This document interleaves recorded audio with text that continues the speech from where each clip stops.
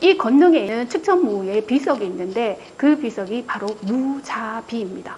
한문에서 보시는 것처럼 글자가 없는 비석이거든요. 측천무는 마지막 유언으로 나의 묘비에 한 글자도 남기지 말라라는 유언을 남기고 그 유언대로 무자비가 세워진 것입니다.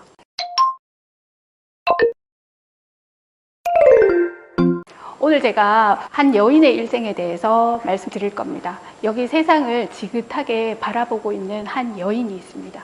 바로 측천무후입니다. 황제 아닌 황제, 측천무후, 오늘의 주제입니다. 측천무후는 중국에서 3대 악녀로 평가를 받습니다. 서태후, 측천무후, 여태후 이렇게 3대 악녀라고 불려집니다. 오늘 제가 이 여인의 일생에 대해서 말씀을 드릴 건데 이 평가에 동의를 하시는지 생각을 하면서 제 강의를 들어주시면 감사하겠습니다. 측천무후는 당나라의 건국 공신이었던 무사확의 둘째 딸로 태어납니다. 이름은 무조였습니다. 아주 미모가 뛰어났다고 합니다. 미모가 뛰어난 덕분에 당태종은 무조를 궁으로 불러들여서 무미라는 이름을 하사합니다. 무미는 무시성을 가진 예쁜이라는 뜻입니다. 무미랑의 집안은 아버지의 죽음으로 인해서 힘들고 가난한 생활을 하고 있던 터에 입궁을 한 터라 반갑게 입궁을 맞아들였다고 합니다. 하지만 어려운 생활로 인해서 후궁 중에서도 제일 낮은 신분이었던 제인으로 봉해집니다. 다른 후궁들의 구박을 받으면서 힘든 궁궐 생활을 했을 것 같습니다. 이런 무조의 성격을 알 수 있는 사건이 있었습니다.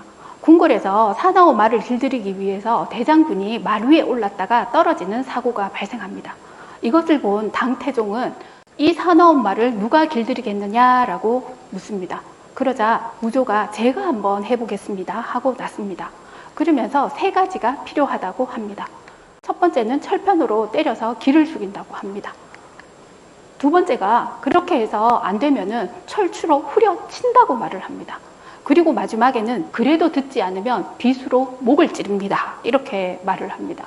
그러자 당태종은 말이 죽을 것인데 지나치지 않느냐 이렇게 다시 되묻습니다. 그러자 무조는 폐하, 장수는 당을 건국하는데 생사고락을 같이 한 충신입니다. 말이 멋대로 날뛰어서 대장군을 다치게 한다면 말 한마리가 아깝겠습니까? 이렇게 대답을 합니다. 무조의 대담한 성격, 강한 성격을 알 수 있는 부분입니다. 당태종은 무조를 가까이에 두고 자신을 보필하게 합니다. 서류 정리 같은 지금의 보좌진에 해당하는 일을 맡깁니다. 무조는 군주 중에 명군이었던 당태종이 어떻게 국정을 운영하는지, 신하들을 어떻게 대하는지 옆에서 눈여겨보게 됩니다. 하지만 당태종은 가까이에는 두었으나 사랑을 주지는 않았습니다. 무조의 성격을 간파하고 처녀로 남겨두었다는 주장이 있습니다. 이때 당시에 당태종을 보러 온 태자 이치는 무조를 보고 한눈에 반하게 됩니다. 그리고 당태종이 병이 나자 태자 이치는 병문안을 핑계로 드나들다가 무조와 사랑에 빠지게 됩니다. 태자와 사랑에 빠지는 이 일만으로도 무조의 대담한 성격이 느껴지지 않으십니까? 당태종은 병이 들자 죽게 됩니다. 자식이 없었던 무조는 감업사의 비구니가 되어서 들어가야 됐습니다. 자식이 없으면은 감업사의 비구니가 되어서 황제의 명복을 빌어야 됐었거든요. 그래서 이 태자 이치와 무조는 헤어지게 됩니다. 하지만 감업사의 제사를 지내기 위해서 찾아온 고종과 만나게 됩니다. 그리고는 얼마 되지 않아서 고종의 정이품 후궁으로 화려하게 복귀를 하게 됩니다. 근데 여러분 한번 생각을 해보세요. 아버지의 후궁이었거든요. 그런데 자식인 아들이 후궁으로 다시 들일 수가 있을까요? 그거는 백성의 지탄을 받는 일이었을 것 같습니다. 그렇다면 고종은 어떻게 아버지의 후궁이었던 무미랑을 궁궐로 부를 수가 있었을까요? 궁중 여인들의 암투 때문이었습니다. 당시에 황후였던 왕황후가 가장 총애를 받고 있던 소숙비를 견제하기 위해서 고종에게 무미랑을 후궁으로 들이라고 권유를 했던 겁니다. 왕황후는 자기의 세력을 넓히기 위해서 무조를 이용했던 것이죠. 하지만 이것은 왕황후의 최대의 실수가 됩니다. 호랑이 새끼를 키운 꼴이 되었습니다. 무조는 왕황후와 소숙비를 한 번에 패출시켜 버립니다. 그리고는 고종의 황후가 되어서 자신의 아들들을 차례로 황태자로 올리기 시작합니다. 그리고 정무에 개입하기 시작합니다. 무조가 후궁이었습니다. 후궁이었는데 어떻게 황후가 될 수 있었을까요? 쉽지가 않았을 거거든요. 황후가 될 수 있었던 결정적인 이유는 바로 이 사건 때문이었습니다. 첫째 딸인 안정공주의 죽음 때문이었습니다. 왕황후가 다녀간 지 얼마 되지 않아 태어난 지 몇 개월 되지 않았던 이 안정공주가 돌연사한 것입니다. 두 가지 주장이 있습니다. 그 첫 번째가 모함입니다. 실제로는 무미랑이 죽이고 왕황후가 다녀갔다라고 누명을 씌운 것입니다. 어떻게 보면 권력을 위해서 자기의 자식을 자기 손으로 죽이는 비정한 모습이죠. 두 번째는 단순 돌연사라는 겁니다. 공교롭게도 왕후가 다녀간 시점에 공주가 돌연사를 한 것이라는 겁니다. 무미랑은 이것을 정치에 이용한 것이었겠죠. 이렇게 무미랑은 황후가 되었습니다. 고종과 무미랑 사이에는 앞에 안정공주가 있었고요. 이홍, 이현 한자가 다릅니다. 이단, 태평공주가 있었습니다. 사남 이녀를 두었습니다. 앞에 두 왕자 이홍과 이현은 성군의 자질이 많았습니다. 능력이 출중했습니다. 하지만 이것을 본 무조는 견제를 하였습니다. 그래서 반역 혐의를 씌워서 살해를 하게 됩니다. 스스로 자결하게 만들거든요. 그리고는 셋째 아들, 넷째 아들을 차례대로 황제로 올려주게 됩니다. 이렇게 황제로 올리고 나서는 자신에게 반기를 든다거나 자신의 뜻에 따르지 않는다거나 자신과 맞서게 되면 가차없이 폐위를 시켜버립니다. 고종은 무조의 전횡을 막기 위해서 폐서인을 대신들과 논의를 합니다. 하지만 곳곳에 심어놓았던 신복들에 의해서 보고가 들어오게 되고요. 역공을 하여서 자신의 반대 세력들을 제거하게 됩니다. 둘째였던 이현, 장회태자라고 합니다. 시안에는 이 장회태자의 무덤이 있습니다. 그 안에 있는 벽화거든요. 이 장회태자의 내빈도를 보시면 장회태자가 외국의 사신을 맡는 것인데 3명의 사신이 나옵니다. 첫 번째는 동노마의 사신이고요. 원안에 있는 사신이 누구인지 아시겠습니까? 신라가 아니라 고구려의 사신입니다. 그리고 세 번째가 바로 돌궐의 사신입니다. 시안에 가실 일이 있으면 장회태자의 무덤에서 이 내빈도를 꼭 한번 보고 오시기를 강력하게 추천합니다. 앞에 두 형들이 어머니에 의해서 죽임을 당하자 세 번째 당 중종이 올라갑니다. 하지만 위씨 일가가 국정을 장악하려 하자 축천무는 그것을 두고 보지 않습니다. 그래서 중종을 폐위시켜버립니다. 그리고 넷째 아들인 이단을 당 예종으로 다시 올립니다. 측천무는 권력을 강화하는 방법으로 이 방법을 씁니다. 바로 밀고와 감시 정치입니다. 밀고와 감시에 의해서 철저한 공포 정치를 하면서 반대파와 정적들을 제거하게 됩니다. 더 나아가서 측천무는 이렇게 생각을 합니다. 그 누구도 나를 넘볼 수가 없다. 이제 내가 직접 황실과 나라를 이끌겠다. 아들이 국정 운영을 하는 방법이 마음에 들지 않는 것입니다. 나라면 저렇게 하지 않을 텐데 더 잘할 수 있을 것인데 이렇게 생각을 하고 자기 스스로가 직접 나라를 돌봐야 되겠다고 생각을 하는 것이죠. 그러면서 자신을 불교를 이용해서 신격화를 하는데 앞장을 섰는데요. 성모, 임인, 영창, 제업입니다. 어떤 뜻이냐면요. 성스러운 어머니가 군림을 하니 황제의 위협이 영원토록 번창하리라 이런 뜻입니다. 측천무의 조카가 성모, 임인, 영창, 제업이라는 이 돌을 측천무에게 선물합니다. 이것을 본 측천무는 몹시 기뻐하면서 연호를 영창으로 바꾸기까지 합니다. 그리고는 자기는 석가모니의 보살이 환생하였다 이렇게 말을 합니다. 자신을 신성시하고 스스로 제위에 오르는데 성신황제라고 칭합니다. 스스로가 성스러운 존재인 신이라는 것이죠. 그러면서 모든 국정을 손안에 넣게 됩니다. 권력을 공고히 해 나가는 것이죠.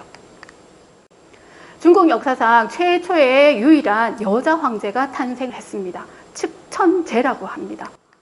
그리고 나라 이름을 바꾸어 버립니다. 당나라에서 대주라고 바꾸거든요. 그런데 중국에서는 고대 주나라가 있습니다. 그래서 주나라와 차별을 두기 위해서 무시성을 따서 무주라고 이야기하고요. 측천무가 다스린 15년의 기간을 무주의 치라고 표현을 합니다. 치세가 성공적이었다는 거죠. 그러면서 수도를 시안에서 낙양으로 옮깁니다. 낙양으로 옮기고 낙양이라는 도읍지 명을 사용하지 않습니다. 신들의 도시라는 신도라고 이름을 바꾸어 버립니다. 여기 낙양에 있는 용문석굴이거든요. 용문석굴에 가시면 대불이 있습니다. 이 대불의 얼굴 모습이 바로 측천무의 모습이라고 말을 합니다. 측천무후가 기부를 하고 지원해서 이곳을 만들었다고 합니다. 그래서 영문석굴에서 이 대부를 보실 때는 측천무후의 얼굴이다라고 생각을 하고 보시면 아주 재미난 상상이 될 것 같습니다. 황제가 된 측천무후는 명군 중에 명군이었던 당태종을 따라하기 위해서 노력을 합니다. 여자의 몸이었기 때문에 남자 황제들보다 어떻게 보면 더 피나는 노력을 했어야 될 것으로 압니다. 그 첫 번째가 인재 등용에서 발군의 실력을 발휘합니다. 과거 제도를 부활시켜서 인재를 등용하고 적재적소에 배치를 합니다. 그리고 관리들로부터 의무적으로 인재를 추천하게 합니다. 자거 제도라고 하거든요. 이 제도는 당태종 때는 신하들의 반대에 의해서 시행이 되지 못한 부분이었습니다. 그런데 측천무후는 그것을 이루어냈던 것입니다.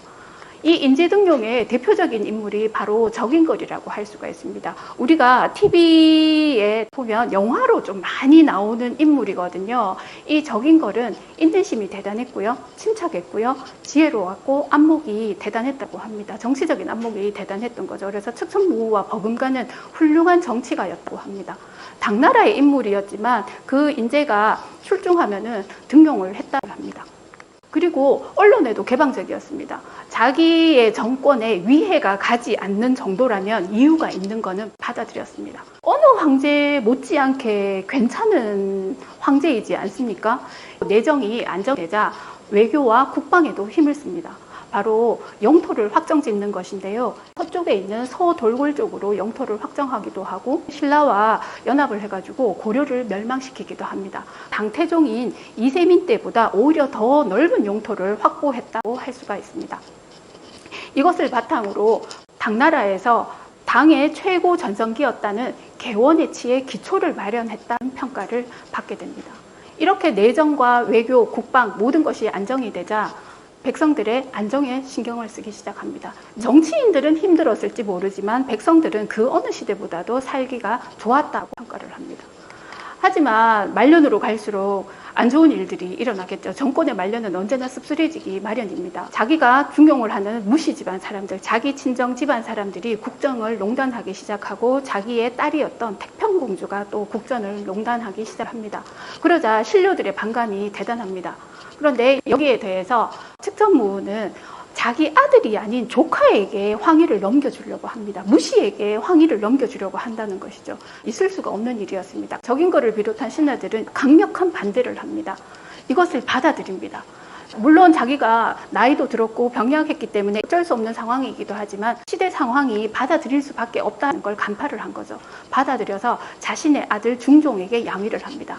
여기에 보이는 이 꼬마 아이가 누구냐 하면 예종의 아들이었던 당현종입니다. 우리가 양귀비와 연결할 수 있는 인물이거든요. 당현종의 할머니로서 중종에게 황위를 내려주었습니다. 그리고 자신은 쓸쓸하게 물러나게 됩니다. 병들고 힘이 없었거든요. 황제 자리에 내려온 82세에 바로 눈을 감게 됩니다. 눈을 감기 전에 많은 생각과 회한들이 있었을 걸로 생각을 합니다. 자기 손으로 제거했던 왕황후, 소숙비, 장씨 일가 등에 복원해달라고 유언을 남깁니다. 나라를 잘 부탁한다라는 말과 함께 눈을 감습니다. 눈을 감기 전에 측천무후는 이렇게 이야기를 합니다. 황제가 아니라 고종의 황후로서 나를 묻어달라. 그래서 측천무후의 존호도 측천대성황후입니다. 측천무후라고 부르는 이유도 황후로서의 위치인 겁니다. 자기는 황제가 아닌 황제, 고종의 황후로 나는 돌아가겠다라는 것입니다. 스스로가 황제의 지위를 내려놓았길래 주황제라는 사실은 공식적으로 인정이 되지 않습니다. 측천무후의 유언에 따라서 고종과 합장을 하여서 건능에 묻힙니다. 이 건능은 시안에 있는 곳이거든요. 시안을 방문하는 사람들이라면 꼭 한번 가봐야 되는 것 같습니다. 이 건능에는 측천무후의 비석이 있는데 그 비석이 바로 무자비입니다. 한문에서 보시는 것처럼 글자가 없는 비석이거든요. 측천무후는 마지막 유언으로 나의 묘비에 한 글자도 남기지 말라라는 유언을 남기고 그 유언대로 무자비가 세워진 것입니다. 저는 이렇게 생각을 해보았습니다. 지금의 평가를 받는 것이 아니라 훗날의 역사의 평가를 받겠다. 그렇다면 이 측천무후에 대한 후대의 평가는 어떠했을까요? 당나라 시대에는 후손들이 대대로 황제였기 때문에 긍정적인 평가를 합니다. 하지만 남송 시대의 파마강은 자치통감에서 아주 엄중하게 비판을 합니다. 악녀라는 이미지를 더 씌우거든요. 음란했다든가 곤모술수에 능했다든가 잔인했다든가 이렇게 말을 합니다. 하지만 저는 오늘날의 관점으로 한번 생각을 해보았으면 합니다. 남자 황제와 비교했을 때 여자 황제라고 해서 낮추어서 평가를 하지 않았는지 궁금증을 가져봤습니다. 그렇다면 여러분은 어떤 평가를 내리겠습니까? 생각을 해보았습니다. 내가 만약에 역사에 기록이 된다면 어떻게 기록이 될 것인가? 그러니까 갑자기 결코 가볍게 행동할 수 없겠다는 생각이 들었습니다. 행동에 무게감이 느껴지는 것입니다. 나는 역사에 어떻게 기록되고 싶은지 물음을 던지면서 이 강연을 마치도록 하겠습니다. 감사합니다.